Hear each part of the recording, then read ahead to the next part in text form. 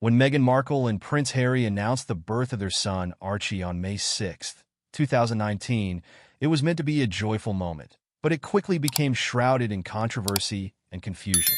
The announcement, which should have been straightforward, was marred by mixed messages from Buckingham Palace that led to accusations of secrecy and deceit. The palace initially informed the public that Meghan had gone into labor that morning, only to later issue a second statement confirming that Archie had actually been born hours earlier at 5:26 a.m. This discrepancy ignited criticism, with many questioning why the couple chose to handle the news in such a secretive manner. The confusion around Archie's birth announcement was just the beginning of a series of decisions by Meghan and Harry that broke with long-standing royal traditions. Unlike previous royal births, which were celebrated with immediate public photo calls outside the hospital, most notably by Kate Middleton, who famously posed outside the Lindo wing with each of her 3 children, Meghan and Harry opted to keep Archie's birth private.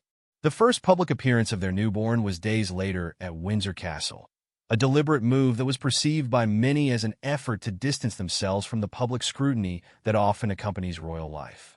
This divergence from tradition did not sit well with the public or royal experts. Robert Lacey, a renowned royal historian, openly criticized the way the birth was handled, calling it deceptive and a stark contrast to the transparency that has come to define modern royal births. For many, the couple's approach to announcing Archie's arrival felt like a rejection of the openness expected of the royal family, feeding into a growing narrative that Meghan and Harry were determined to carve their own path, regardless of the cost to royal protocols. Adding to the uproar was the couple's decision to keep the identities of Archie's godparents a secret. Traditionally, royal godparents are announced publicly, often reflecting the close personal and familial ties that define the royal circle. Meghan and Harry's refusal to follow this custom was seen as another attempt to guard their private lives against public intrusion, further fueling criticism from those who believed the couple was shirking their royal duties in favor of privacy. Meghan later addressed the decision surrounding Archie's birth in the couple's Netflix documentary, explaining that she had given birth at Portland Hospital, away from the media glare due to personal health concerns.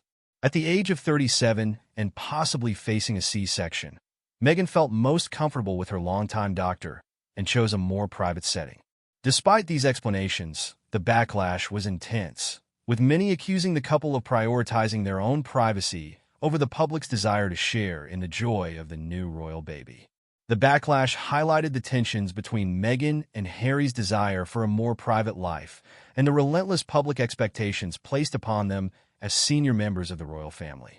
Their approach to Archie's birth was a significant departure from the norms, marking a pivotal moment in their increasingly fraught relationship with the media and public. It underscored the couple's ongoing struggle to balance their personal autonomy with the public's unrelenting interest in their lives.